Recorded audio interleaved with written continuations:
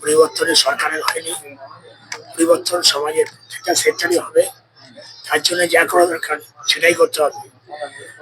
Barasat hospital রোগী পরিষেবা চলবে, রোগী পরিষেবা ছাড়া অন্য কিছু হবে না। এটা ব্যবসার জায়গা নয়, হসপিটালের মধ্যে ব্যবসা হবে না। দালাল রাজ উৎখাত করতে হবে, অ্যাম্বুলেন্স পরিষেবা সঠিক জায়গায় আনতে হবে, রোগী পরিষেবা সবার প্রথম উঠে দিতে হবে। এমএসপি সাহেব এগ্রি করলেন, উনি বললেন যে আমি সবকিছু বলেছি, কোনো কিছু হচ্ছে না।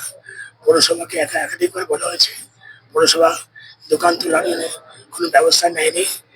তাই বললাম কাল থেকে শুরু করো নতুন করে। না না, বুলডোজার আনবো না, যে ব্যবস্থা আছে স্বাভাবিক ব্যবস্থা, সেই ব্যবস্থার মধ্যে রাখা হবে। রোগী পরিষেবার জায়গায় অবৈধ ব্যবসা হবে না, এবং হসপিটালে কি কি খুবই আছে, কি কি নেই, কি কি করতে হবে সেটাও আলোচনা হলো। ওনার একমত, ওনাদের সদিচ্ছা আছে, প্লাস আমাদের সদিচ্ছা আছে। দুটোই মিলে বারাসাত হসপিটালের একমাত্র লক্ষ্য হবে রোগী বিভিন্ন জায়গা থেকে আসবে বেঁচে থাকার জন্য, সুস্থ হওয়ার জন্য হসপিটালে আসবে এবং আত্মবিশ্বাস নিয়ে আসবে। সেই জায়গায় আমরা সবাই মিলে পৌঁছাবো। সবার সহযোগিতা দরকার, সবার সহযোগিতা নিয়ে বারাসাত হসপিটাল হোক, সেখানে রোগী আসলে আস্তে আস্তে ফিরে যাবে।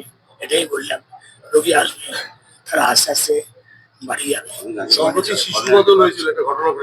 সেটা বললাম, যেই অবস্থা কেন, কে হয়েছে, কার কারণে হয়েছে, কে করেছে, টোটাল রিপোর্টটা দেবেন আমাকে, এবং সেটা নিয়ে আগামী দিন যেন এরকম ঘটনা না ঘটে তার ব্যবস্থা নেবেন। আমাদের হাত পা বাঁধা ছিল নানা রকম কারণে, সেই হাত পা খুলে দিলাম। স্বাধীনভাবে কাজ করুন, রোগী পরিষেবা সর্বপ্রথম প্রায়োরিটি, সেই জায়গায় আপনার কাজ করুন।